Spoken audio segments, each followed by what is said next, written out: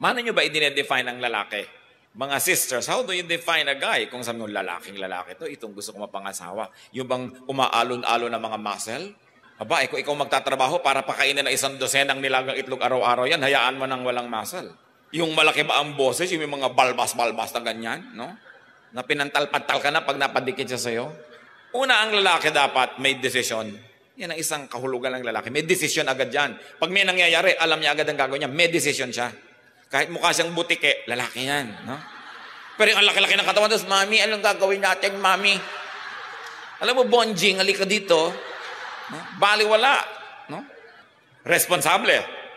Yan, ibig sabihin ng lalaki, responsable. May mga lalaki na ni isang pako, walang nailulubog sa dingding nila, wala nang pagsabitan yung asawa nila ng bra pag hinubad.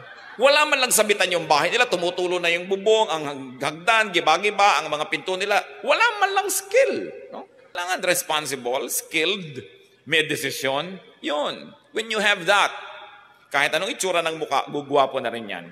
Pero kung gwapo nga yung mukha, tapos wala naman silbi.